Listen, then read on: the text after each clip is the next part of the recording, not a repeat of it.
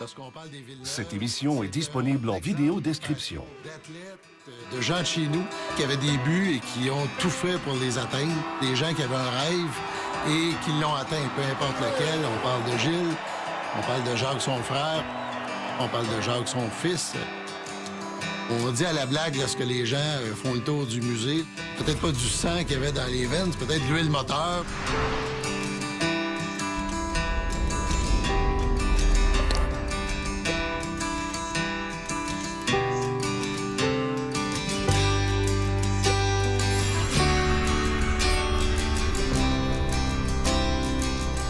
Je suis venu au monde à Marieville, Gilles avait 6 ans. Et, ma mère est de Chambly. Mon père était de Montréal. Et ensuite, ils sont venus rester à Bercéville. Et là, tu t'assois, pouf, il y a la bière, le machin. T'as pas besoin d'arriver avec la cravate, rien du tout, tu discutes de tout. Non, non, moi j'étais fasciné parce que j'ai su qu'il était accordeur de piano. Donc on parlait de ça, tu vois. Mon père avait le cœur dans la main. Il est comme moi, mon père. Il a le cœur dans la main. Qu'est-ce que t'as besoin? Puis c'est pas compliqué. Ma mère, un peu plus froide, comme mon frère Gilles ou comme le neveu Jacques. Georgette, tu vois, était beaucoup plus, je dirais pas autoritaire, mais elle savait ce qu'elle voulait. Alors que lui son mari était un peu plus artiste, je dirais. On n'a jamais manqué de rien. Il n'avait pas un job pour travailler de 8 à 5 avec une paye qui rentrait régulièrement. Il allait accorder un piano, puis là, il offrait une petite bière à Séville. Puis pour père, quand il donnait une petite bière, mais tu ouvrais la porte, puis là, il en prenait 2, il en prenait 3. Des fois, ça prenait une couple de jours avant qu'il vienne à la maison. Dans mon enfance, là, j'étais casse-gueule, moi. Casse-gueule, je veux dire, je montais même les arbres en bicycle à pédale. On avait un arbre penché pas mal au 45 à la maison, brrr, on montait dedans en bicycle. À la fin de Noël, mon père nous avait acheté une petite piste de course en 8, des petits basiers électriques en 8. On l'a brûlé dans le nuit, OK? On attachait des petits morceaux sur le char pour essayer de traîner ça, s'il revirait bien ou quoi que ce soit, en tournant en rond. Les maladies de la mécanique.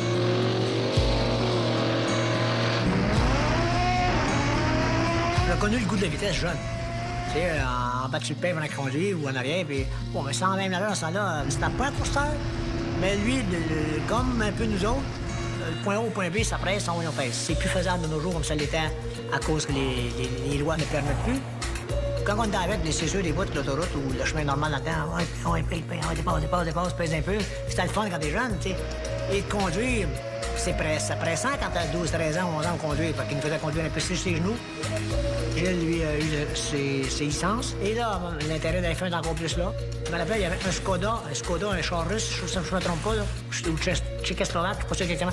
Puis c'était quasiment un spectacle au coin de Saint-Thomas, en montant en Joliette. C'était un coin genre, pas 90 degrés, mais assez un peu plus correct. Quand il virait là, il venait sur 2 roues, puis il virait jamais en arrière. Il y avait quasiment un spectacle à 3 fois de passer là. On a vu là, mon Joliette.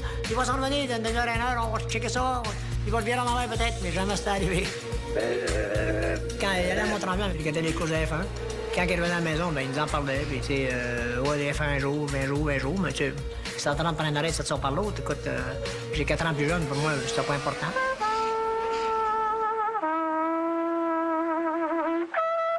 Mon père était accordeur de piano.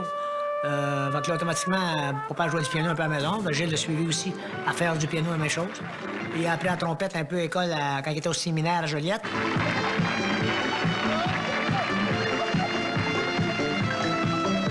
Je me suis mis à conduire moto. Mes licences, quoi que ce soit, que la même folie ou cow-boy que j'étais avec le bicycle à pédale. Monter à Joliette, c'est une compétition. Des policiers dans ce temps-là, il n'y en avait pas tellement. Et c'était pas grave.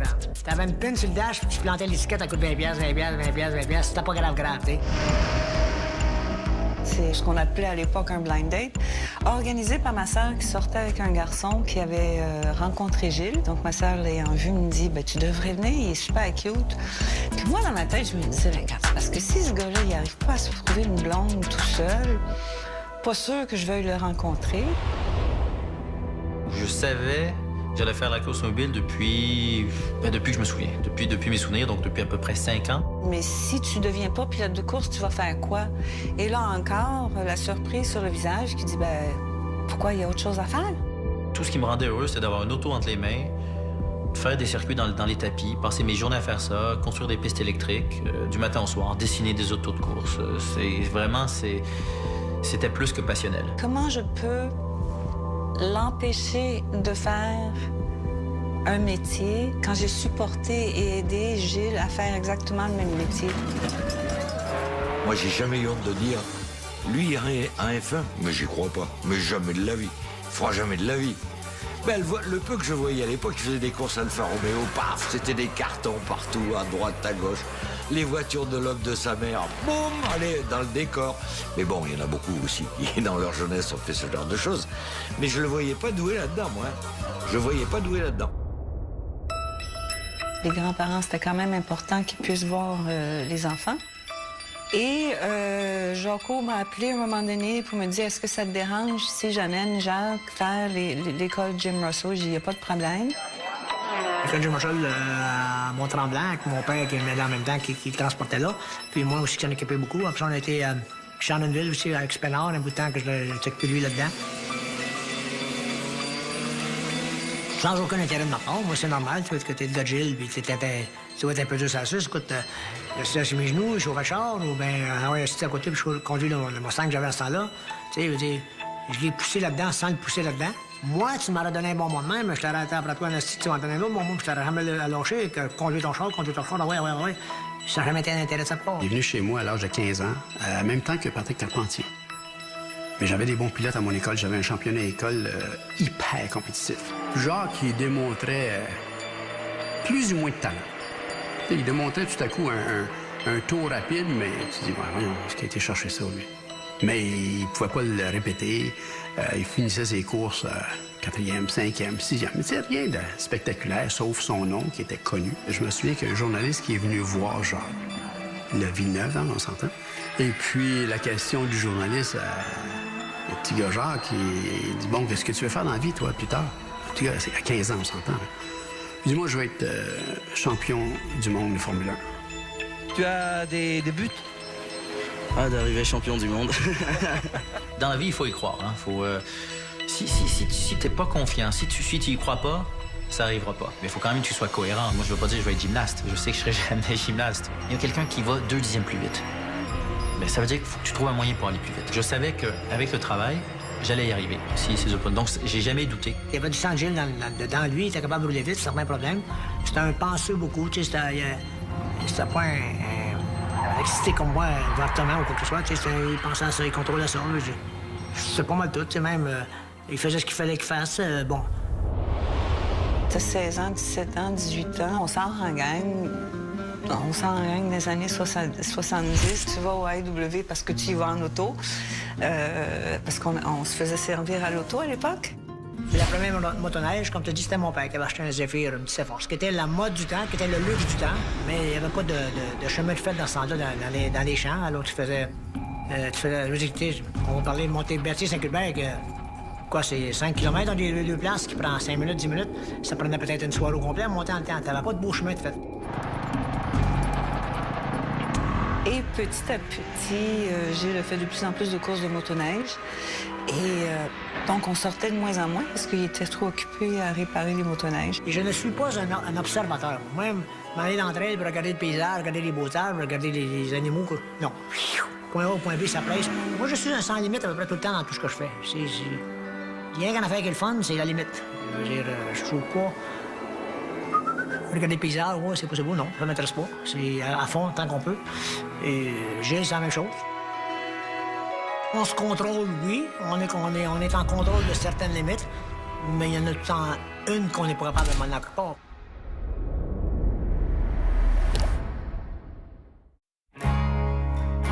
T'es très jeune, t'as un chum, tu fais ce qu'il veut, tu partages ses passions.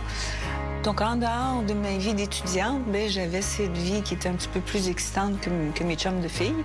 Tu te rends compte que, vraiment, oui, j'aimerais vivre une vie avec lui. Ça commence dans une compétition locale. Berthier, ils font mener la motoneige et la grande mode pour un peu tout le monde regarder la motoneige. On va se poigner entre nous autres. C'est à l'hôtel le soir, hôtel Vincent Berthier, qui est de la remise des prix. Bon, une place pour vendre de bière, puis tu portes tes poignets, tu sais. Puis tu courses à 20 000 à l'heure dans le champ avec des trous pleins de bosses, puis tu gagnes. Compétition bien de bon niveau pour commencer le même local. Et ensuite, là, il commence à avoir un peu plus d'intérêt entre les compagnies. Tu avais Alouette, Bombardier, Snowjet, il y en avait beaucoup de motoneiges à ce temps-là. Puis là, il commence à avoir des compétitions qui se font entre les compagnies de même. Ça s'est fait par un détaillant à Bercéville qui vendait du ski roll. Il avait fait un ski roll comme ça, qu'il avait modifié un peu, puis il m'a demandé à Gilles de le conduire. Gilles, c'était le king là-dedans avec le motoneige-là. Il gagnait tout le temps. Qui a été l'inventeur de ce que j'appellerais, moi, toutes les motoneiges aujourd'hui, avec des suspensions indépendantes et coups? C'est qui? C'est Gilles. C'est Gilles qui a eu cette idée d'avoir des patins indépendants et tout. Ça a commencé là. J'ai dit, putain, celui-là, il est bon, hein? Parce que franchement, penser à ça, c'est merveilleux, quoi. Nous autres, quand on entre en piste, quand on course, tu vas pas courser pour être deuxième, troisième ou cinquième ou un résultat pour un championnat. On course pour gagner. On va être le premier à chaque tour qu'on fait. Après l'école Jim Russell, il était revenu et ça l'a amené ensuite à ce qu'une équipe de Formule 3 veuille le prendre. Non, stupidement, j'ai pas senti de pression du Nom-Villeneuve au début. C'est très bizarre, parce que j'aurais dû en sentir une. Mais soit je me suis mis une carapace. Beaucoup de gens ont cru que je reniais mon nom, que j'étais contre Gilles, que je détestais être son fils, parce qu'on me posait souvent la question, on me parlait, oui, alors tu continues le rêve de ton père, tu fais de la course pour Gilles, tu veux faire comme lui. Et au bout d'un moment, j'essayais de donner des réponses intelligentes, mais c'est pas ça que les gens voulaient entendre. Quand je disais non, je fais de la course parce que j'aime ça. Tu vois, ou même, mais pourquoi tu portes pas les couleurs de son casque? Pourquoi tu fais le tien? Parce que moi, j'aime ça, je le fais pas. J'en fais peut-être parce que lui en faisait, parce que ça m'a donné goût. Ça m'a permis de connaître ce qu'était la course automobile. Mais ça n'a pas été pour l'émuler. Et quand j'essayais d'expliquer ça fâchait les gens. Donc, au bout d'un moment, j'ai préféré ne pas en parler. Et tout de suite, la compréhension a été que je reniais mon nom, je reniais Gilles, et ainsi de suite. Alors que ça n'a jamais été le cas, c'est juste que il fallait que je me fasse ma place. Et aussi, j'avais peut-être l'impression de ne pas encore mériter toute cette attention-là parce que je n'avais pas encore gagné. La première année, ça s'est moyennement passé. C'était la série la plus compétitive en Europe pour la Formule 3. J'avais zéro expérience. Par contre, le regard des gens était déjà pointé sur moi comme si ça faisait 2 ou 3 ans que je faisais de la course parce qu'ils me connaissaient déjà. Souvent, tu as un jeune qui commence, oh, regarde comme il est bon lui. Mais personne ne se rend compte que ça fait déjà 3 ans qu'il en fait. Et tout le monde a l'impression que c'est sa première année. Donc, il y a eu tout de suite beaucoup de pression. Mais ça, c'était génial parce que c'était soit ça cassait, soit ça passait. Quand il est arrivé en F3, à faire des courses à Monaco, des pré-qualifs, tu vois, pas qualifié d'office, pré-qualifs. On voulait tellement qu'il soit qualifié, le nom Villeneuve quand même, t'es content. J'ai été voir, et je le dis doucement, mon ami Pierre Dupasquier, le président de Michelin, en lui disant, tu peux pas me trouver des pneus hyper soft, là, des pneus hyper performants pour Jacques.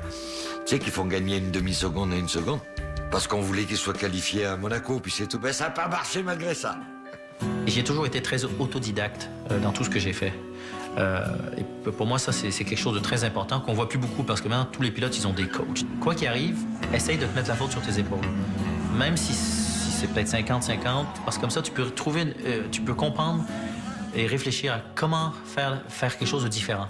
Pour, si tu te trouves dans la même situation, ben, même si c'est l'autre qui serait fautif, ben, toi, tu peux peut-être éviter l'accrochage. Après ça, il y a eu la possibilité d'aller au Japon. Il y avait un motor show à Bologne où c'était des courses-poursuites. Et ça, je l'ai gagné.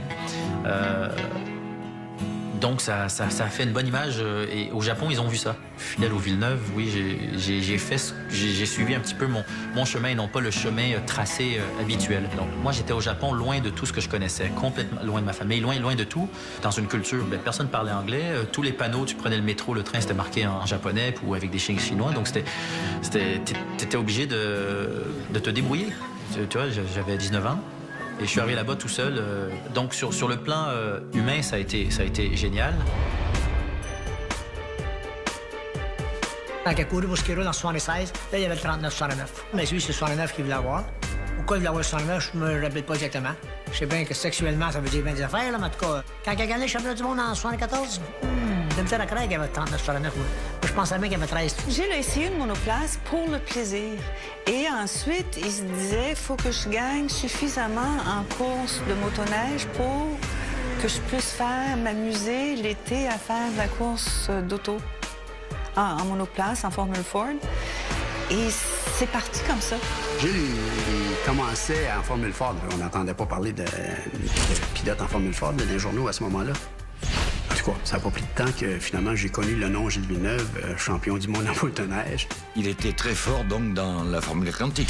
Ça, je savais ça. La preuve, après, on a suivi ce qu'il a fait. Et là, c'était vraiment fabuleux. L'équipe que Gilles, avec laquelle il avait signé, m'ont appelé pour être coéquipier de Gilles, qui était l'équipe Direct Film. Gilles avait tout gagné l'année d'avant. Gilles avait gagné, je pense, c'était 9 courses sur 11 en Formule Atlantique. J'ai vécu des moments de stress avec Gilles alors qu'il attendait, puis il n'y avait pas de nouvelles, puis il pensait que c'était pour être plus facile pour monter en F1, puis finalement, ça n'avait pas été évident. Les gros défis étaient toujours au niveau d'avoir une sécurité financière, parce qu'on avait déjà les 2 enfants. On avait une vie peut-être un petit peu plus bohème, où on se préoccupait plus du jour le jour que de l'avenir. Il courait en Can-Am, il négociait en F1, il courait dans la Formule Atlantique. On avait un campeur, un motorisé, et on suivait Gilles partout. Ce qui m'a permis aussi de conduire le motorisé de Gilles, par exemple, de Edmonton à Vancouver, parce que Gilles ne pouvait pas le faire. Puis moi, j'ai conduit Joanne avec Jaco et sa sœur. Puis je me souviens, Jaco, il était sur le tableau de bord là, du RV, là, de tannant. Il avait près de 4 ans à ce moment-là. Moi, j'étais un tout petit garçon, mais c'est vrai que j'imagine qu'avec ma soeur, on pouvait être un petit peu stressant. La Formule 1 ou la Formule Atlantique, ça voulait pas dire grand-chose pour moi. Mais on est resté dans la même vision, on est resté dans la même façon de vivre, on suivait papa aux courses. Puis c'était un rythme de vie qu'on avait. Puis lui était présent, il venait nous voir, il jouait avec nous, mais il était occupé, il faisait son travail. Et plus ça allait avec le temps, moins on le voyait, parce que plus il était occupé. Trois-Rivières réussissait année après année à amener des pilotes de Formule 1 pour la course de Trois-Rivières.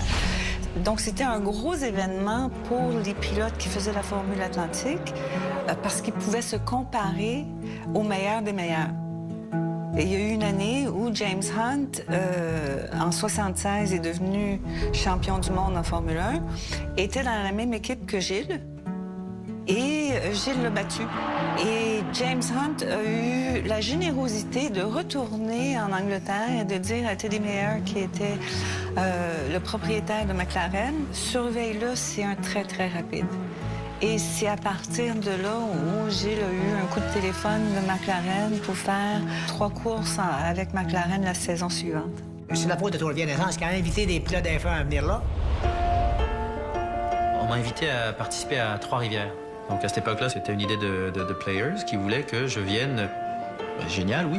Puis Trois-Rivières, c'était quand même le Grand Prix qui a lancé la carrière de Gilles. Un, c'était mon mari, l'autre, c'était mon fils. On a des craintes et des inquiétudes différentes. Jacques arrivait pas pour lui un terrain connu, mais pour le public, lui était connu, ne serait-ce que par son nom. C'est évident qu'il sentait la pression, mais la pression ne l'a pas gêné non plus. Donc, dès que j'ai eu cette opportunité-là, j'ai trouvé ça génial, surtout que j'ai pu faire la course contre mon oncle. C'était spécial aussi. En dehors de la piste, bon, c'est mon oncle, mais sur la piste, c'est un pilote comme un autre. Et chacun va faire sa course. Il ne devrait pas y avoir plus ou moins d'étincelles. Et ça s'est bien passé, parce que j'ai terminé sur le podium. Et de là, eh bien, est venu le contrat pour faire la Formule Atlantique et ensuite 2 années de Formule Indy. Jacques, il a eu la chance, parce qu'il s'appelait Villeneuve, avec le gars de Gilles, que tu as tout le temps eu dans l'assiette quasiment plate en vallée. Pas qu'il n'y ait pas le talent, puis qu'il était pas bon, puis qu'il était pas capable de prendre des décisions. Il y a Trois-Rivières, ben, les bazooks que Players avait, c'était une coche en haut de ce que je pouvais louer. Moi, j'avais qualifié, je pense, si 11e ou 10e ou 9e, on ne peut plus. Les autres avaient qualifié 1 et 2, tous les deux. Il arrive dans le premier coin, les deux s'accrochent tous les deux. Puis là, je tombe, ça me rapproche automatiquement du paquet. Là, je monte. Là, je suis rendu du premier. Ben, je suis premier. J'ai-tu fini, je suis là, on l'appelle même plus. On travaillait fort et on venait à bout de grignoter tranquillement. Et malheureusement, le moteur a explosé. J'ai une petite anecdote, c'est qu'à ce moment-là, Players voulait que je change mon casque. Ils voulaient que j'ai un casque seulement à leur couleur et non pas que j'ai plus mes couleurs. Donc là, je me suis surtenu, je suis sorti du bureau et j'allais reprendre l'avion pour retourner au Japon. Donc je n'allais pas signer le contrat pour ça. Pour moi, c'était hors de question parce que pour moi, le casque d'un pilote, c'est l'âme du pilote. Non, mais il joke, là, il est pas sérieux. Je dis non, le contrat, il signe pas. Puis il y avait quand même, il y avait des sous, il y avait une année Atlantique, 2 années en Formule Indy, mais non, je repartais au Japon alors qu'il n'y avait pas de contrat encore prêt au Japon. Et après, finalement, ça s'est signé. Et là, ça a été des années magnifiques. Juillet 77, on arrive, c'était Silverstone, dans un pays où déjà les gens conduisent du mauvais côté de la route. On n'avait pas l'habitude d'avoir les hôtels comme ça de grand luxe. Gilles tournait très, très bien. Il y a eu un problème parce que ça montrait que ça surchauffait, donc il est rentré au box. On l'a renvoyé sur le circuit. Il est revenu plus ou moins à la même place qu'il occupait, mais avec un tour de retard. Et donc, s'il n'était pas rentré pour ce problème de surchauffe ou qu'il pensait, il aurait fini 4e. Donc, c'était une belle performance, malgré le fait que sur cette course-là, il a fini 11e. Ça avait été de la merde, le bazou qu'il avait prêté, mais un fonceur et un travailleur comme Gilles, qui est jamais content de ne pas être premier, je pense que ça plaisait beaucoup à M. Ferrari. Gilles était un bon technicien, un bon ressenteur de ce que l'auto pouvait faire et demandait, et qui s'assinait des fois beaucoup avec ses ingénieurs, qui étaient supposément ses ingénieurs à savoir comment faire l'auto. Et je pense qu'il est tombé encore de plus en plus gros dans l'estime de M. Ferrari à ce moment-là. C'est sur cette course-là qu'Enzo Ferrari, qui regardait tous les Grands Prix, l'avait remarqué et avait posé la question, c'est qui lui? E quando mi si è presentato questo piccolo canadese. Lorsque je me suis trouvé en face de ce petit Canadien, de ce minuscule Paquennet, j'ai reconnu en lui le physique du grand Nuvolari. Al grande Nuvolari. Et je me suis dit, essayons. Dès qu'il avait quelque chose entre les mains pour porter un volant et 4 roues, il ne pouvait pas s'empêcher d'être agile et adroit et d'être à la limite de tout ce qui était possible de faire. Et je me souviens de Mauro Forghieri qui, lorsqu'il s'arrête, lui demande comment ça allait. Il lui dit oui, très bien. Et il commence déjà à lui faire des commentaires sur le comportement de la voiture. Et il avait les freins complètement en feu. Et Mauro Forghieri, très gentiment, s'approche et lui dit, tu sais, Gilles, il ne faut pas freiner si fort parce que regarde un petit peu dans quel état tu as mis les freins. Et Gilles lui a dit, mais j'ai pas encore commencé à freiner. Alors Mauro Forghieri est parti dans un grand éclat en disant, siamo fortunato, siamo fortunato. Nous avons de la chance parce que quand tu vas freiner, qu'est-ce que ça va être? Et je me rappelle avoir été témoin de certaines choses où l'ingénieur voulait absolument rien comprendre. Et après avoir fait des essais, on est arrivé à la conclusion que Gilles avait raison. Je me souviens vaguement lorsqu'on est parti en Europe. Le pourquoi, je le comprenais pas à l'époque. La première fois qu'on a atterri à Nice, en Europe, où il y avait un problème de communication, en étant très québécois et la France, où je me souviens que mon père Gilles, ça lui a pris 15 minutes de commander un Coke. Il était en train de s'énerver avec la serveuse à l'aéroport. Quand on a des enfants, surtout quand on est loin de son pays, on veut qu'ils gardent ses racines. On habitait à Monaco, qui est un endroit très jet-set. Donc, et Gilles ne l'était pas du tout. Donc, la maison, c'était un cocon québécois. Donc, avec ma sœur, on allait à l'école, c'était très français. Et dès qu'on rentrait à la maison, c'était le Québec. Une des choses qu'on avait implantées, c'était le mensonge. C'est inacceptable. Donc, si tu fais une bêtise et si j'apprends que tu m'as menti, tu seras puni et pour la bêtise et pour le mensonge. Assume ce que tu fais. À côté de chez lui, pas loin, il y a un Canadien. Lui, il a l'hélico et tout. Et donc, il se lie d'amitié avec Gilles, donc ça n'a pas traîné. Entre-temps, Gilles, t'as vu, en très peu de temps, il passe ses permis d'hélicoptère et tout au Québec, et tout. Et bien après, il se servait de l'hélico de Walter Wolf. Il a adoré piloter l'hélico. Et je me souviens toujours une fois où on était partis de Monaco pour aller au chalet dans les montagnes, dans une grosse tempête de vent qui s'appelle le Mistral dans le sud de la France. Et il a décidé qu'il voulait voir si l'autopilote fonctionnait. Et donc, il a tout lâché pour mettre l'autopilote. Et c'est la première fois de ma vie où j'ai réellement eu très, très peur. Et quand on est arrivé sur place, on mangeait avec des amis. Et lui est arrivé tout content. Puis là, on lui a demandé, mais pourquoi? C'est la première fois que je fais peur à ma femme. Lorsqu'il partait en bateau, il nous amenait avec lui. Puis, c'était pas une petite ride de bateau, là. C'était... il avait joué dans le moteur du bateau pendant des heures avant. Le moteur, il y avait toujours un problème dessus à un moment donné, mais c'est pas grave, on pouvait attendre 1 heure pendant qu'il jouait dans le moteur quand on était en mer, en fait. Et puis c'était, bon, ben, à quelle vitesse je peux aller? C'est quoi le plus vite que je peux aller? Puis Jacques et moi, on était plus vite, papa, puis c'était toujours... Il y avait toujours c'est une adrénaline, à quelque part, hein, cette vitesse-là. On avait des qualifs où les voitures étaient une par une. Crois-le pas. Le dernier qu'on attendait pour voir faire un chrono, c'était qui? C'était Gilles. Et Nelson Piquet, je m'en souviens, j'étais à côté de lui, il se mettait comme ça sur le garde-rail, c'est sur le rail, là, pour regarder Villeneuve passer. Il prenait sa Ferrari et glissait des 4 roues. Pas 2 roues, t'as le derrière qui s'en va, ou celui-là. Non, non, 4 roues. Fabuleux, c'était merveilleux. Et tous les Grands Prix, c'est comme ça. Tous les pilotes allaient à droite, allaient à gauche, puis hop, le temps de Villeneuve, hop, on se mettait là. Puis c'est Pierre Lecourt du Journal de Montréal, il dit « Check Jacques, là, parce qu'il commence à rouler. » là. Alors j'ai quand même eu certains doutes pendant son évolution. Et lorsque je suis arrivé à l'équipe Players, puis j'étais à Cleveland, puis là, il commençait à gagner des courses en Champ Car. Puis je trouvais ça bizarre qu'il était médiocre lorsque je le connaissais jeune. Alors, j'ai été me placer à un endroit stratégique à Cleveland pendant sa qualif. Moi, j'aime ça vérifier. Et puis, il y a un virage à Cleveland qui est hyper difficile sur le long d'un mur. Sur un tour de qualif, c'est vraiment le pilote pur qui conduit. C'est un tour. C'est le tour où les pneus performent le plus. C'est le tour que le pilote choisit de qualifier sans trafic devant lui.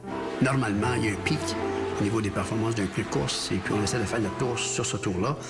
Alors, il y a beaucoup de stratégies qui sont amenées à ce moment-là. Là, tu lances ton tour. Puis là, je l'attends.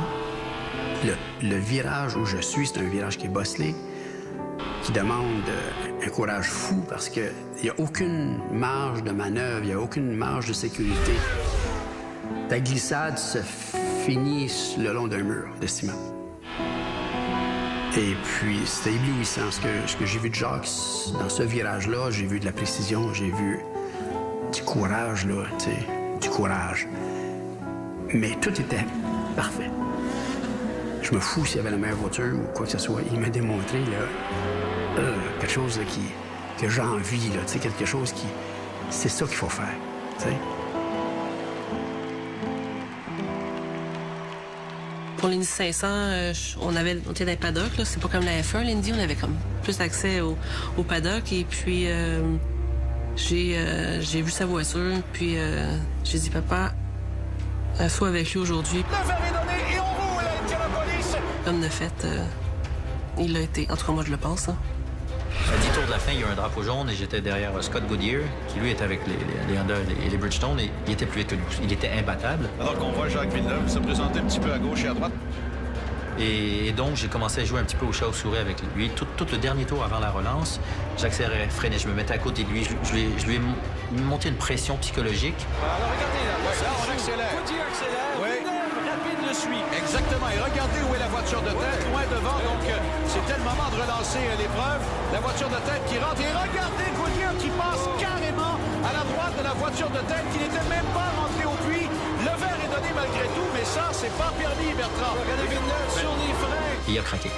Au moment de se relancer, il est parti trop tôt. Il a eu peur que je le prenne au départ. Donc, il est parti trop tôt et il a doublé la voiture de sécurité en plein milieu du 4e virage.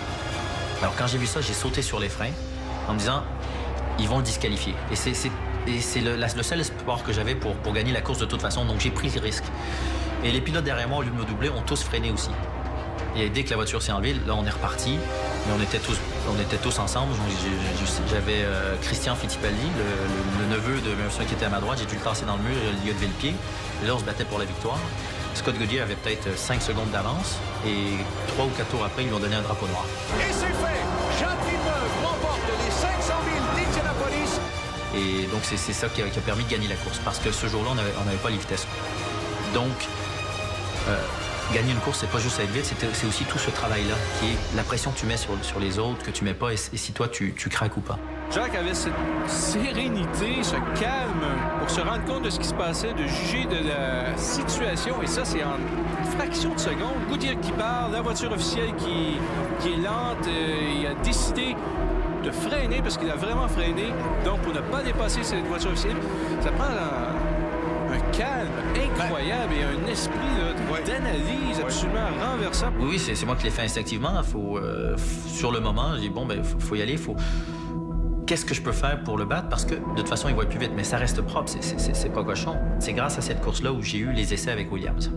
Le fait d'avoir gagné Indianapolis m'a ouvert la porte à la Formule 1. C'est ensuite, quand il a gagné son championnat Indy. Jacques Villeneuve est consacré champion de cette saison 1995, le plus jeune de l'histoire. Il y a des souvenirs qui sont extraordinaires, qui sont exceptionnels aussi. La première année que le Grand Prix de Montréal en 78 est venu là, j'avais gagné la Formule Ford. Gilles est venu me féliciter après la course le samedi. On a pris une photo ensemble, de main dans les airs. Mais j'ai dit, écoute, t'as qu'à faire la même chose demain. C'était la première fois qu'il y avait une course de Formule 1 à Montréal. Il y avait eu beaucoup de publicité là-dessus.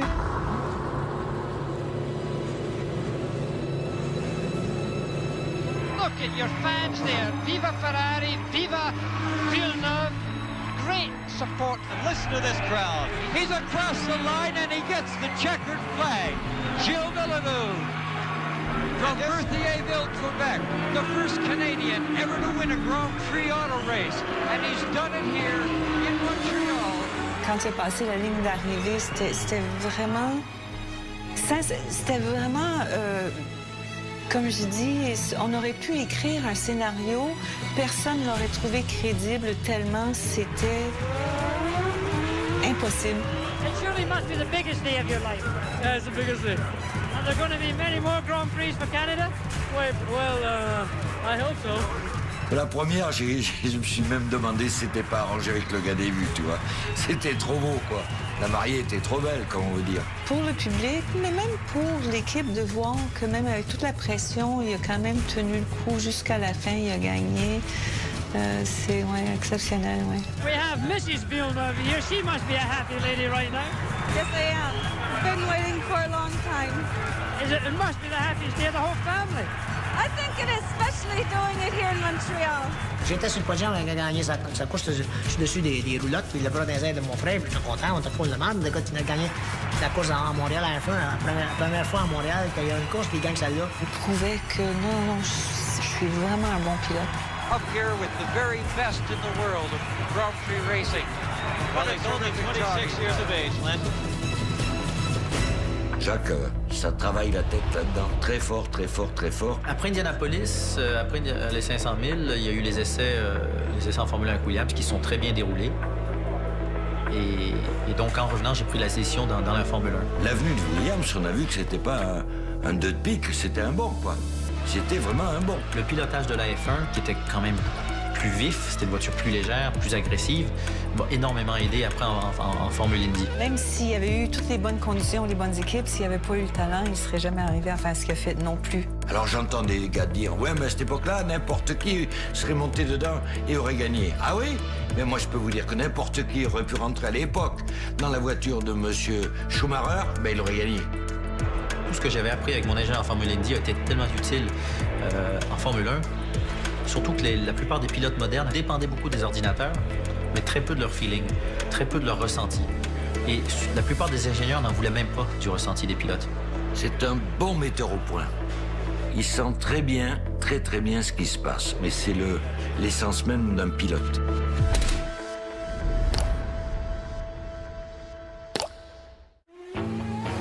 C'est vrai que la première pole position au premier Grand Prix, ça a beaucoup dérangé dans l'équipe. Surtout Damon Hill.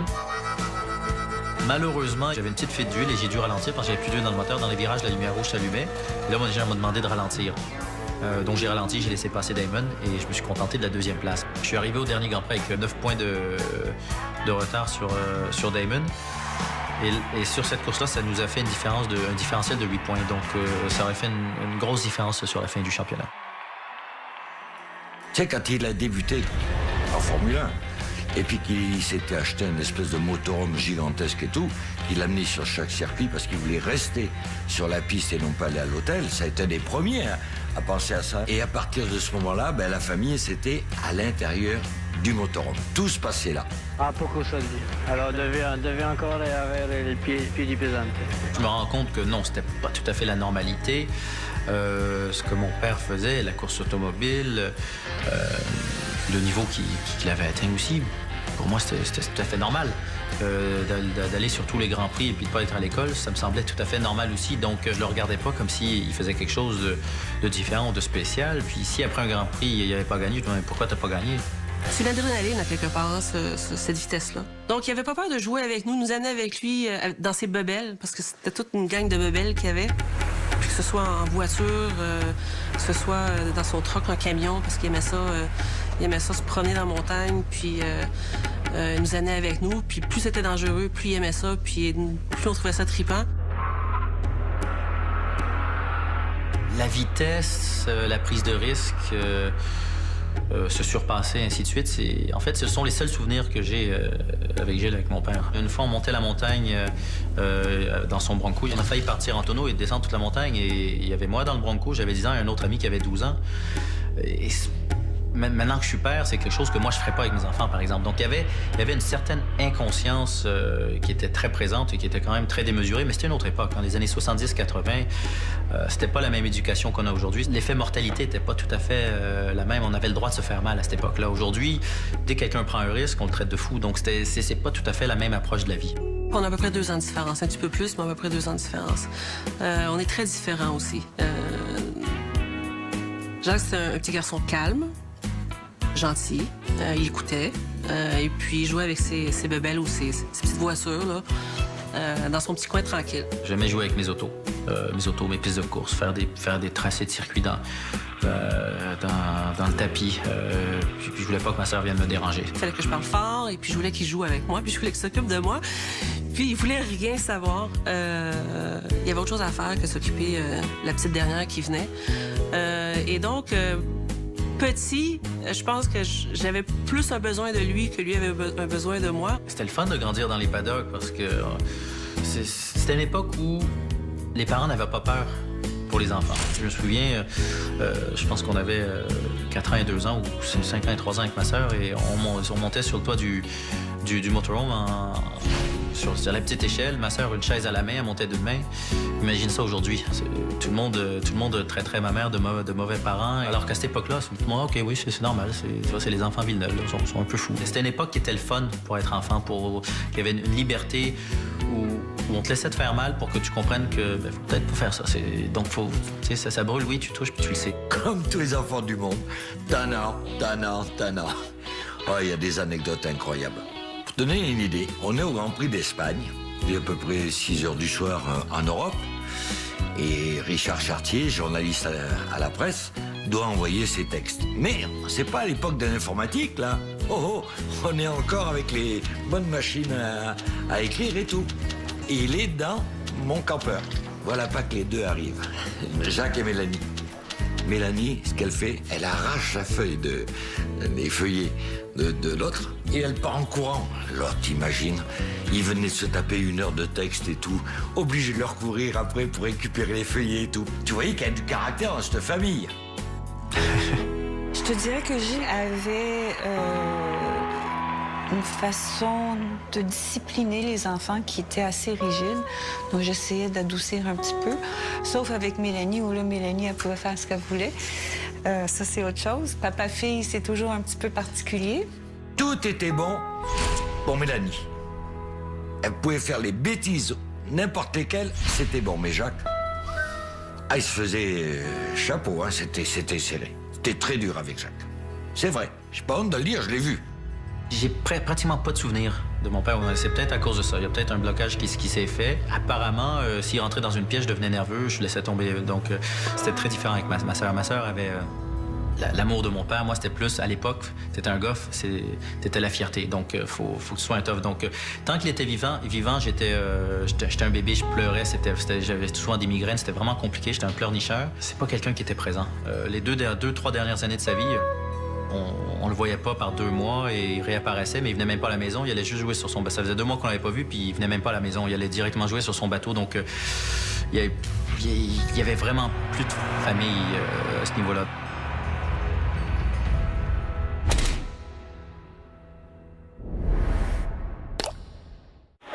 Pour ce qu'on appelle le gros cœur, voici ce que Villeneuve est capable de faire. L'extérieur à Zandvoort, aux dépens d'Alan Jones et de la plus efficace des Formule 1 du moment, la Williams. Là, il y a une bagarre sans fin entre Villeneuve et Jacques Lafitte. C'est démentiel. C'est vraiment démentiel. 77 tours, je pense, bumper à bumper, avec 5 voitures derrière. Là, il y a mon copain de France Inter, qui s'égosillait, moi aussi, t'entendais de part et d'autre. Jacques Lafitte va pouvoir prendre Villeneuve. Moi qui gueulais, non, il ne prendra pas Villeneuve. Ça te montre à quel point on était tous devenus des maniaques, là. Des vrais maniaques. Et revoici Villeneuve et Arnoux. Dernier tour. Jabouille continue sur sa lancée, mais Arnoux tente une manœuvre. Il tente de passer Villeneuve au freinage dans la courbe à droite. Villeneuve ne s'en laisse pas compter. Il fait l'extérieur. Les deux voitures sont roue dans roue. Elles se sont touchées. Oui, elles se sont touchées. Arnoux réussit à s'échapper en prenant par le bas-côté de la piste. Il roule sur le ciment. Villeneuve passe à l'intérieur. Les roues se touchent encore. Oh là là, les deux coureurs se bousculent dans le dernier tour de ce jeu fantastique. C'est Villeneuve qui repart à l'attaque pour la 3e fois. Il essaie l'extérieur, l'intérieur. Il est passé à l'intérieur. Ah, j'ai jamais vu ça, c'est stupéfiant. Arnoux remonte à l'extérieur. Moi, j'étais consciente qu'il pouvait sortir à chaque fois qu'il se touchait. Tu sais, là, qu'est-ce qu'ils font, qu'est-ce qu'ils font? Et de toute l'équipe aussi, des ingénieurs, des mécaniciens qui sont là, avec, qui vivent la même émotion. Ils se disent, il est complètement fou. Tout le monde se souvient de la course Gilles Arnoux. Puis il n'y en a pas autant qui se souviennent qui a gagné la course. Ils abordent la ligne droite. Villeneuve résiste à la poussée d'Arnoux. La seconde place est jouée maintenant. Gilles Villeneuve, 2e. Arnoux termine en 3e position. Les deux concurrents sont côte à côte. J'aimerais savoir ce qu'ils se disent. Il y a un tel respect que des cochonneries, il n'y en a pas eu. T'as pas eu des coups de volant ou comme certains que je nommerai pas et qui ont fait une magnifique carrière. La première, c'était au Nürburgring, première victoire, et surtout, c'était devant Michael Schumacher. Il était dans mes rétroviseurs toute la course, et donc tout le monde pensait que j'allais commettre une erreur, et ça s'est bien passé. Et c'est vrai que ça a eu un énorme déclic, ça a aidé l'équipe à me faire confiance aussi. La rivalité avec Michael Schumacher, je pense pas qu'elle a commencé sur ce Grand Prix-là. Il y a eu d'autres Grands Prix après, dont Estoril, au Portugal. Et c'est Villeneuve qui passe vers la gauche. Et Villeneuve, attention, c'est côte à côte dans la ligne droite. Et Villeneuve est coincé de son côté, là. Est-ce qu'il va passer? Oui. Il réussit à passer devant Schumacher et se défaire du retardataire. Oh là là. Et Schumacher qui tente à nouveau par l'extérieur. Mais là, il n'y a plus de place. Tout l'hiver, j'avais dit à mon ingénieur et à mon équipe, vous allez voir ça, c'est un virage qui ressemble à un virage de piste ovale. Je vais doubler quelqu'un pendant la course par l'extérieur, comme sur un ovale. Et là, tout le monde rigolait parce que pour eux, c'était impossible que ça passe. Et justement, c'est arrivé et je l'ai fait sur Schumacher. Et il était vexé, il était vraiment fâché. Et depuis ce jour-là, ça a créé un énorme respect. Mais en même temps, ça a créé une certaine animosité. Mais tout au long, toutes les années, même lorsqu'il était en tête du championnat et moi, j'étais chez Berger où je roulais derrière, dès qu'il était sur moi, il bloquait.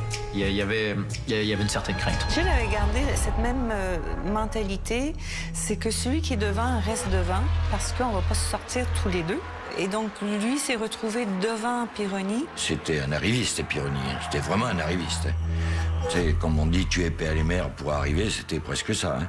Et l'équipe avait demandé à ce que les deux voitures ralentissent parce qu'ils étaient limite en essence. Le drame, ça a été que Mauro Forghieri, l'ingénieur-chef de Ferrari, et Villeneuve, ils ont une confiance mutuelle merveilleuse. Sauf que là, pour une fois, Mauro, il n'est pas là. Il est à l'hôpital. Pour une opération bénigne. Et c'est un dénommé Marco Piccinini, je dis bien son nom, qui le remplace. Mais lui, là, c'est le chouchou de Pironi. Tu vois le genre? Le nom de Villeneuve était devenu plus puissant que le mot Ferrari. Et ça, Marco ne supporterait jamais que le nom Ferrari devienne en dessous. Jamais. Ça, c'est sa fidélité à lui vis-à-vis d'Enzo. Hein. La suite, ben, t'as compris. Marco Piccinini a donné des instructions un petit peu bancales parce que c'était pas clair et c'était même sur les panneaux hold position. Quand tu vois marqué sur les panneaux Gilles, Pironi 1 et 2, vous restez là, c'est clair. À 1 ou 2 tours de la fin, Pironi a dépassé Gilles. Il fallait qu'il reste comme ça jusqu'à la fin. L'autre, tu le doubles, alors que Gilles avait complètement levé le pied. Voilà. Il s'est senti vraiment trahi au plus profond de ce qu'il pouvait imaginer. Bande de trous du cul. Ah oui. Je calisse mon camp d'ici, comme ça. De chez Ferrari, je veux plus rien savoir de vous autres et tout. Il s'est retourné contre Piccini, mais il s'en doutait un peu que ça venait de là. J'ai levé le pied pour sauver l'essence. J'ai levé le pied parce qu'on fait jamais la bagarre avec le coéquipier. Je comprends absolument rien. Moi, j'ai ralenti pour sauver la voiture et le con qui me dépasse. C'était dommage de ne pas avoir gagné en 96, mais en même temps, je savais durant 96 que 97 allait être mon année. C'était une saison incroyable. Écoute, déjà, le premier Grand Prix, je pense que j'ai fait la pole pour 2 secondes, ou 1 seconde 8 d'avance, et en plus sur mon coéquipier. Donc c'était vraiment... ça marchait. Mais avec l'équipe, on s'est un peu endormi. Et à mi-saison, Ferrari nous est passé devant. On les a pas vus venir, et tout d'un coup, ben, ils étaient plus vite que nous. Il fallait qu'on réagisse. Puis ensuite, il y a eu l'épisode de Montréal. C'est le premier circuit sur lequel je viens depuis que Jacques fait de la course automobile, enfin en IndyCar et même en Formule 1. Donc c'est sûr que pour la première course, il y a beaucoup d'émotions. Oui, c'est... ouais. Oh, des ennuis pour Jacques Villeneuve. Jacques Villeneuve qui est immobilisé sur la piste. J'étais pas mal de points par la fenêtre en me sortant au 2e tour. Juste une petite, toute minuscule erreur et boum, direct dans le mur. Là, je me suis senti tellement stupide. C'était vraiment frustrant. Et là, les gens, le paddock, on pensait que psychologiquement, j'étais en train de souffrir et de perdre les pédales parce que je suis arrivé au Grand Prix suivant, un blond platine. Tout de suite, les gens disent « Ah, ça y est, il est en train de perdre les pédales, rien ne va plus. » Je suis arrivé chez le coiffeur, j'ai juste voulu m'amuser. « Ah, ben tiens, on va faire ça, ça va être drôle. » Sempre un accordo da 4 anni, da qua che io sono alla Ferrari, a tutte le gare, Piccinini che detto che non deve fare la battaglia e che se due macchine, per esempio, si trovano in testa e che c'è niente persone dietro, a questo modo deve andare piano e finire così. À Zolder, il est arrivé complètement...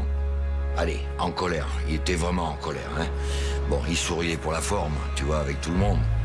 Mais il avait rien oublié de ça. Rien, il se parlait pas, évidemment, tu t'en doutes. Hein. Entre Pironi et lui, il n'y avait pas un mot, rien, que dalle. En qualification, ça n'a pas été merveilleusement bien à Zolder. Et Pironi était un petit peu plus vite. Puis là, Gilles sortait avec un couteau à gorge pour aller rouler plus vite que son coéquipier. Et Gilles repart encore une fois. Quand tu es ingénieur, tu sais très bien que tu as fait tant de tours et tu peux pas en faire plus. Donc même pour aller chercher ce millième, tu sais que ça va être dur puisque les pneus vont être complètement dégradés de plus en plus. Ben oui, lui, il a essayé de le faire.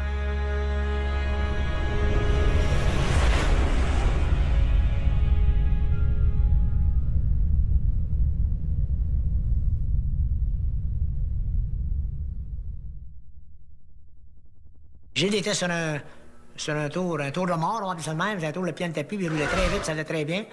Puis, Jochen Mass, ça donne à être dans sa ligne quand il sort d'un coin rapide. Gilles pense qu'il va se tasser sur le côté contraire, et Jochen ne le fait pas, il le fait contraire. Bon, mais t'as le couteau à côté là, puis t'espères que je vais te tasser au bon moment, parce que moi, je m'envoie là, tu sais. Et tu penses que ça va se faire, et ça s'est pas fait. Mais à cause des pneus de qualification qui étaient moins que faire 2 tours, tu y allais avec un gun sur la tête, puis t'espérais que ça ne tirait pas, c'est bien simple. Et c'est ce qui est arrivé avec Gilles. Le sort, on a voulu autrement à ce moment-là. C'était le premier Grand Prix où ma mère n'y allait pas parce qu'il y avait, je pense, la première communion de ma sœur. Une première communion, ça se fait une seule fois dans une vie. Donc, j'ai été restée à la maison pour la première communion de Mélanie. Il faut savoir aussi qu'à l'époque, les qualifications n'étaient pas télédiffusées. On était assis devant la télé, je me souviens, sur le canapé. Quand le téléphone a sonné et ma mère a répondu, elle n'a pas eu besoin de parler. J'ai tout de suite senti qu'il y avait quelque chose qui était pas correct. Je me souviens où j'étais dans la maison. Il a dû voir à quel point elle a eu une hausse d'émotions, de stress. Jacques a commencé à pleurer, puis moi, j'ai regardé Jacques, j'ai dit, pardon, dans ma tête à moi, Gilles, il est éternel. Et donc là, tu essaies d'expliquer parce qu'eux, ils t'ont vu répondre au téléphone. Et là, tu essaies de minimiser ce que toi, tu ressens. Et oui, papa a eu un accident, il faut que j'aille en Belgique tout de suite. Mais bon, on va aller voir ce qui se passe. Je sais pas ce qui se passe. Faut pas s'inquiéter. Et donc, je suis montée en Belgique et c'est à ce moment-là où là, on m'a expliqué exactement ce qui s'était passé. Il n'y avait vraiment rien à faire parce que la moelle épinière avait été sectionnée au niveau des cervicales. Mais tu veux pas comprendre, tu veux juste pas le comprendre. Il peut rester comme ça encore. Et on m'expliquait que non, il pourrait pas, qu'éventuellement, même les drogues et les machines ne lui permettraient pas de survivre. Donc, petit à petit, il est parti comme ça. Tu tu leur annonces une nouvelle épouvantable, terrible. Eux, ils l'intègrent comme ils l'intègrent, ils savent pas trop, ils comprennent pas pourquoi. Pourquoi il n'est plus là, pourquoi il reviendra pas, pourquoi ça se passe comme ça, pourquoi. Il y a des pourquoi auxquels tu peux pas répondre. Toi, personnellement, tu es dans ta douleur, donc c'est difficile aussi d'expliquer et d'être totalement à leur écoute aussi.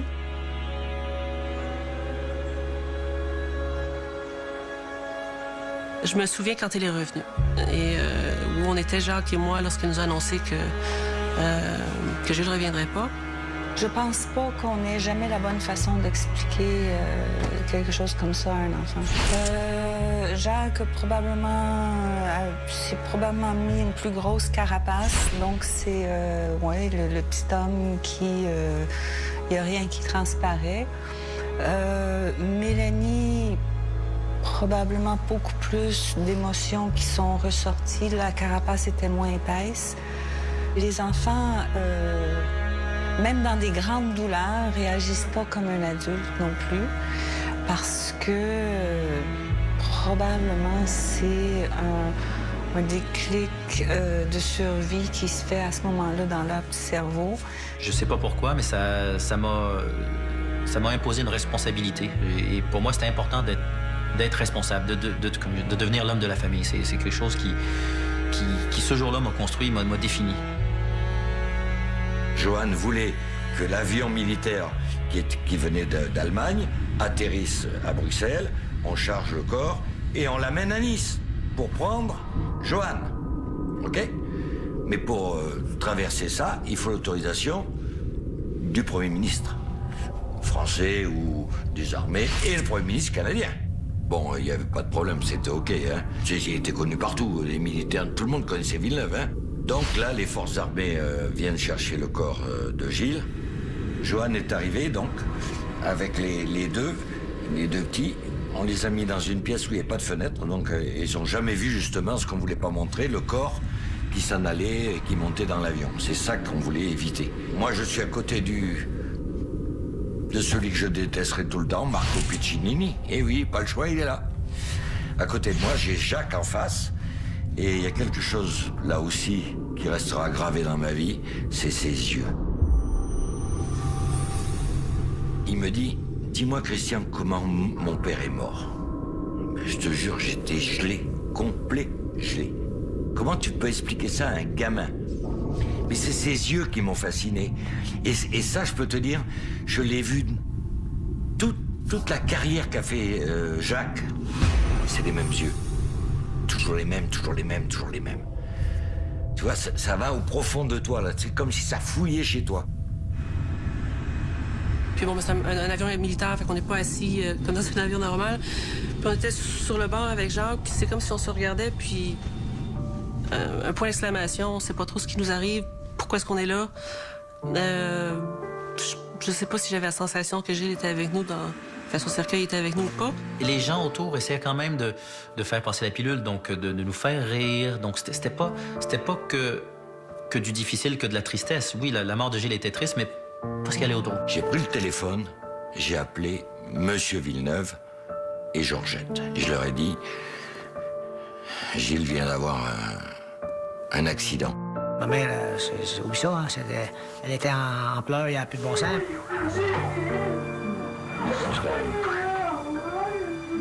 Là, on a su qu'on venait de perdre mon frère.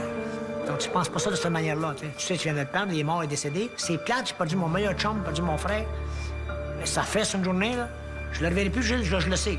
À un moment donné, peut-être. Tout ce que je fais de nos jours, les réalisations que je fais de moteur, de mécanique, Gilles, la mécanique dentaire jusqu'aux oreilles. Bon, un dynamomètre, des choses de même que j'ai. J'aimerais ça qu'il serait là. Je sais qu'il est là, qu'il bouge ce que je fais, mais il me le dit pas. J'aimerais ça pouvoir le partager avec lui. J'aurais aimé le partager avec lui, ces choses-là. Je sais que la page est tournée, mais intérieurement, je sais qu'on se voit, qu'on se parle indirectement. Gilles a vécu de son rêve, a vécu de sa passion. Il aurait pu mourir dans un accident d'avion, d'hélicoptère, ça aurait peut-être été triste. Là, il vivait sa passion. Si ça n'avait pas été ce pilote-là, il n'aurait jamais été heureux. Donc, tu peux pas après lui en vouloir d'être décédé. Ce qui nous rend vivants, c'est le fait de savoir qu'il y a une mortalité. Moi, ça m'a fessé une journée. C'est enlevé. Il me manque tout le temps, puis je t'en vais au Christ qu'il n'est pas là, puis je t'en vais au Christ qu'il n'est pas là. Ça, c'est quelque chose d'autre que notre père nous a beaucoup enseigné. C'est pas hier qui compte, c'est demain. C'est aujourd'hui, demain. Donc, il y a toujours... Demain va être toujours meilleur. Il y a toujours quelque chose. Il y a toujours quelque chose qui va arriver. Et je pense que ça m'a aidé à passer à travers la mort de Gilles. Je pense essayer de faire du mieux que je peux, puis qu'il soit content que je fasse ce que je fais, qu'il voie ce que je fais, puis qu'il en soit content, c'est tout. Qu'on ait de quoi à jaser, mais que je monte en l'air, moi, tout, regarde, t'étais parti, mais quand j'ai pesé ça pareil, j'ai fait ci, fait ça. Et c'est ça qui permet à certaines personnes d'exploser, de repousser les limites et d'être complètement vivant. Tu peux vivre ces moments-là que si tu sais qu'ils sont éphémères. Ça va pas être comme ça pendant 1000 ans. En fait, la mort de quelqu'un, ce sont des moments forts d'émotion. Et ça part toujours dans les deux directions. Tout est décuplé. La tristesse est plus forte, les bons moments sont encore plus forts, donc tout est un petit peu plus aux extrêmes. Et surtout là, quand on arrivait à l'église, puis il y avait des milliers de personnes, c'était impressionnant. J'avais 11 ans. Tu te rends pas compte que c'est spécial, qu'il y a des milliers de personnes. Je dis, OK, oui, c'est normal, il est mort, il y a des milliers de personnes. OK, non, oui, c'est normal, c'est Gilles, il faisait de la course, les gens l'aimaient. C'est maintenant, c'est plus tard, c'est après que tu regardes, tu dis, wow, OK, non, c'était spécial quand même. Lui, il était pilote, moi, j'étais sa femme. On vivait à l'extérieur du Québec. On avait une petite vie, entre guillemets, assez normale, tranquille. On pouvait pas s'imaginer ce que lui pouvait représenter pour le Québec. Sandwiché au milieu, là, de 8 à 11 ans, là, c'est pas quelque chose qu'on peut discuter. On peut pas comprendre. On nous dit, c'est le bon Dieu. Qu'est-ce que ça veut dire, ça? C'était son temps.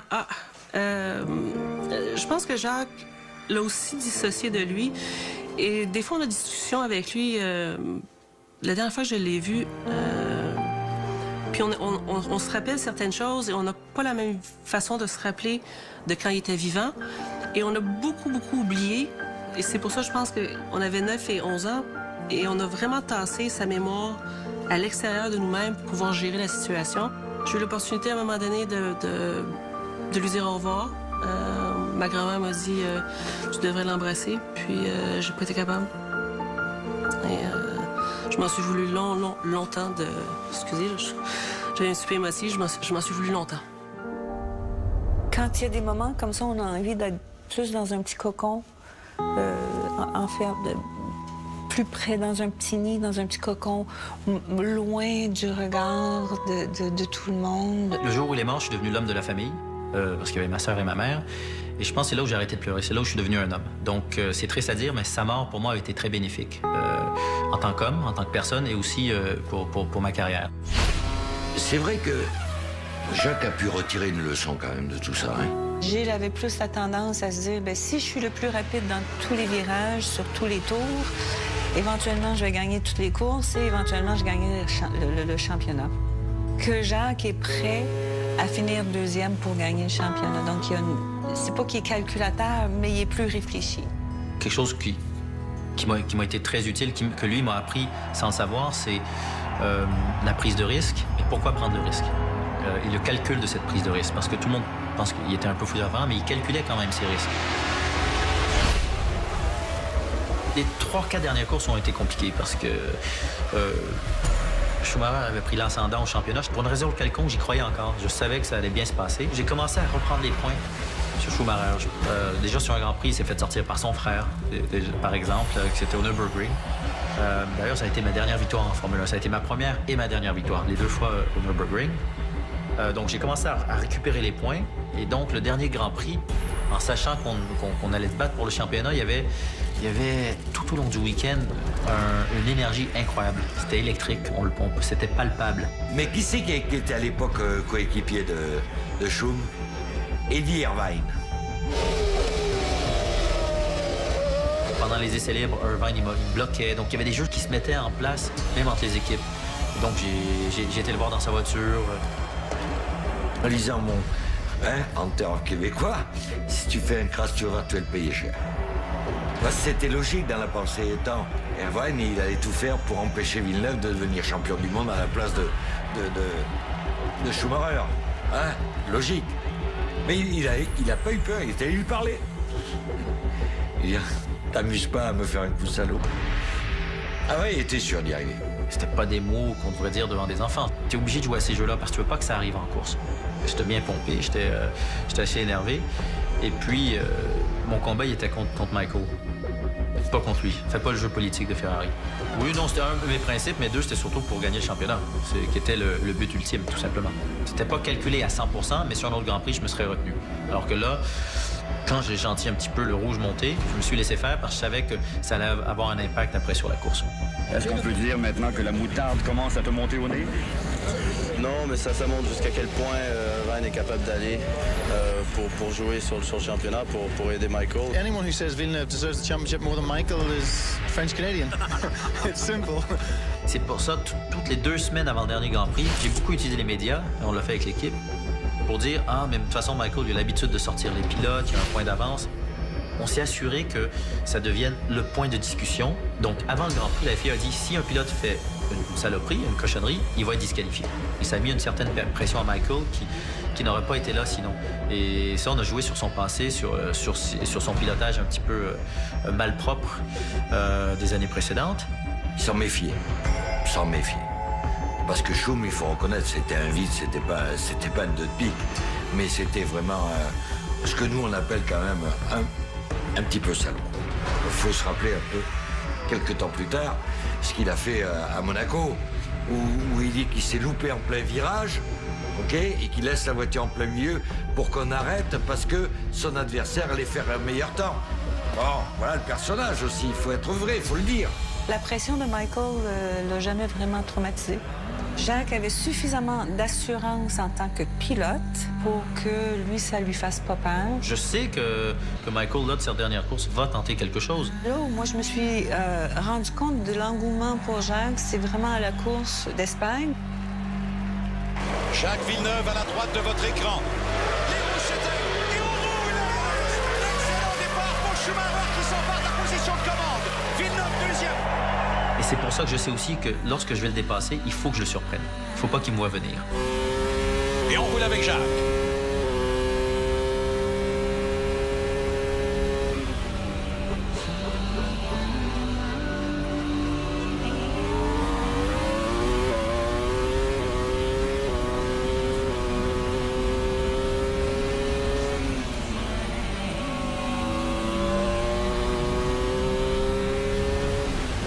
Souris toute la course.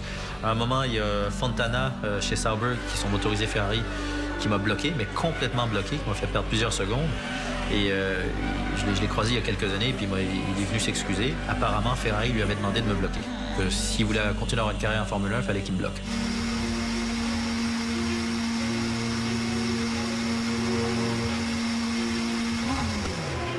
J'avais fait mon arrêt au puits 2 tours après Michael.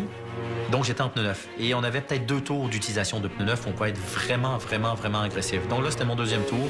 Et j'avais vu tous les tours précédents, toute la première moitié de course, au bout de la ligne droite, dans l'épingle, je freinais beaucoup plus tard que lui, mais vraiment beaucoup plus tard. Et j'avais décidé déjà depuis plusieurs tours que c'est là où j'allais le doubler. À un moment ou un autre, c'est là. Et lorsque j'ai effectué mon arrêt au puits, j'ai décidé que j'allais doubler dans 2 tours. Bon, Schumacher qui passe et Villeneuve immédiatement derrière. Il me fallait un tour pour me rapprocher. Et après, j'avais un tour pour doubler. C'était déjà décidé, ça allait passer. Et souvent, un dépassement, parfois, on réagit sur le moment quand on a une opportunité, mais ça se prépare. La plupart du temps, ça se prépare. On sait à quel tour, on sait dans quel virage. Et donc, on utilise les virages précédents pour se positionner, pour dépasser. Et juste avant le freinage, il y a un virage très rapide. Et là, je savais qu'il fallait que je prenne des risques. Donc, ça a été à la limite. Je sortais avec 2 roues juste au-dessus de l'herbe. Et j'étais très loin. Mais j'étais peut-être 1 mètre plus proche que d'habitude. Alors qu'en fin de freinage, je finissais toujours dans sa boîte de vitesse. Et là, je voyais que j'étais 1 mètre plus proche, donc je savais qu'il fallait que je plonge. Si d'habitude j'étais dans sa boîte de vitesse, bien là, j'allais finir juste à côté de lui, donc c'était parfait. Et il m'a pas vu venir. Regardez Jacques, l'intérieur, il contact, et Jacques réussit à continuer. Donc j'ai plongé, à le regarder dans ses miroirs, il a vu, puis il a vu que j'étais vraiment trop loin. Regardez Jacques, Et j'ai plongé. Et c'est à un moment-là, une fois à côté, je me dis, il m'a pas senti. Puis bang, là, j'ai reçu un coup. La voiture a décollé. J'ai dit, oups, le torieux, il a essayé. Donc, je continue à rouler. Et le tour d'après, je le vois sur le mur, debout. Et je le vois qui a les traits de visage un peu tirés, qui a transpiré, alors que c'est un pilote qui transpirait jamais. Et là, j'ai vu qu'il a ressenti que son championnat était perdu. Quand Michael est resté sur le bas-côté, tu as vu toute la salle en Italie faire comme ça. Et toute la salle à Montréal, ça sautait au plafond. C'est là où moi, je me suis rendu le plus compte de ce que Jacques représentait pour le Canada et le Québec, ouais. Et Jacques réussit à continuer quand il a viré la voiture. À ce moment-là, le choc a été tellement gros que moi, j'ai ralenti. J'allais plus sur les vibreurs, je sautais plus sur les freins. J'essayais de faire tout, comme s'il y a quelqu'un qui est malade dans l'auto à côté. Il y a une maman bien fière. Quelque part, près de Berthier, il y a un oncle qui est seulement bien fier. Quelque part dans le monde, il y a une sœur qui est bien fière présentement. Et quelque part dans l'univers, il y a un papa qui est bien fier. J'ai laissé revenir les McLaren. Je m'en fichais. Tout ce qui comptait, c'était pas gagner la course, c'était d'arriver au bout. Heureusement que j'ai fait ça parce que les montures, les points d'ancrage de la batterie étaient cassés et la batterie ne tenait plus que par les fils électriques. Et ils auraient dû casser. Donc si j'avais pris un vibreur ou tapé sur les freins, elle aurait lâché, je me serais arrêté. Et là, moi, ça a été gagné sur la piste. Et Villeneuve qui remporte le championnat du monde. L'équipe avait préparé des perruques jaunes, je me rappelle. Mécano, il est venu, il m'a filé la perruque jaune. Et là, elle est arrivée, on s'est embrassé. Quand Jacques est arrivé, on s'est donné la collade. Donc après, il y a eu un moment assez exaltant. Les deux pilotes McLaren, donc Coulthard qui était mon ami, assez proche, m'ont mis sur leurs épaules. Ils peuvent avoir une petite pensée pour mon père serait fier de moi. Mais c'est vraiment très personnel. Et je pense pas qu'on puisse achever le rêve de quelqu'un d'autre dans ce monde-là. Il a réussi à faire ce que son père voulait et ce que lui voulait. Belle conclusion, ça. Il y a le talent, il n'y a pas pour ce côté, il n'y a pas la même maladie de la course comme on a nous autres. C'est pas le même feeling pour l'automobile ou quoi que ce soit que ça l'est de nous autres. Mais il y a le talent, c'est certain. Écoute, il y a le talent de Gilles là-dedans et peut-être mieux, on ne sait pas.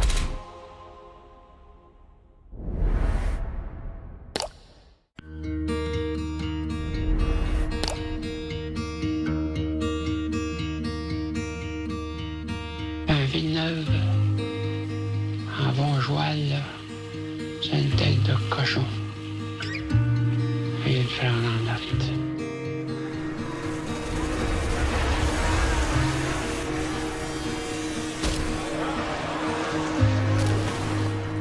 Une machine devant Jacques qui a carrément eu un bris mécanique.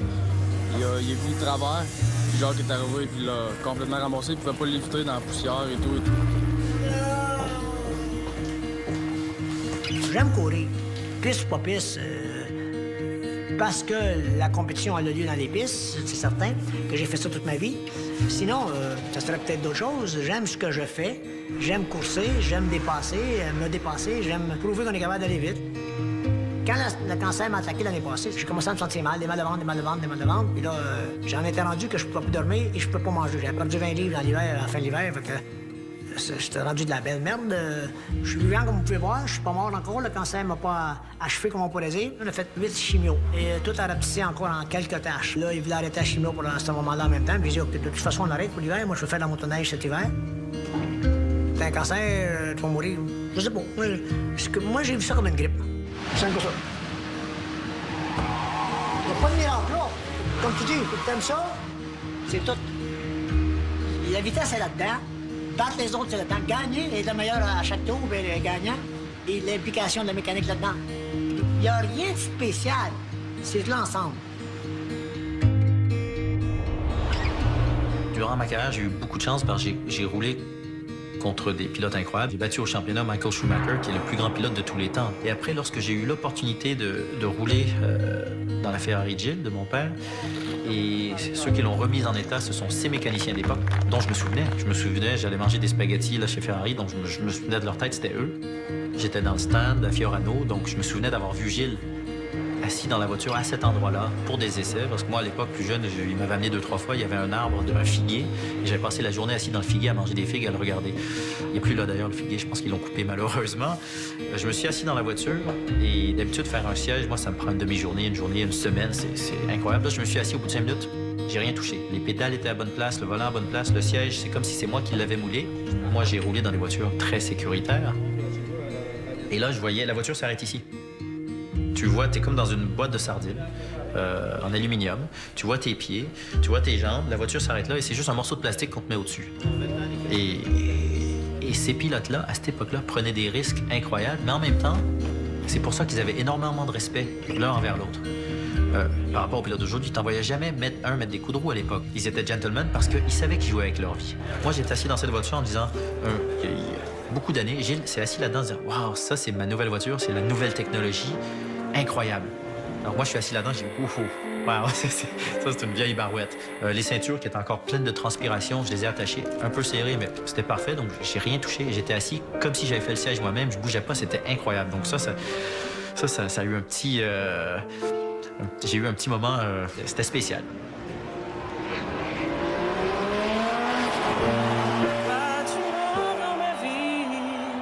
Passé où que t'es parti? Quelque part ici loin d'ici. Mais où c'est là, mais où es-tu? Mais où c'est là, mais où es-tu? Je ne sais pas. Ce que Gilles a fait, ce que Jacques, son frère, a fait, cet héritage-là, c'est qu'on puisse aujourd'hui admirer d'autres talents au niveau du sport automobile, mais tout ça, c'est à partir d'un certain Gilles Villeneuve.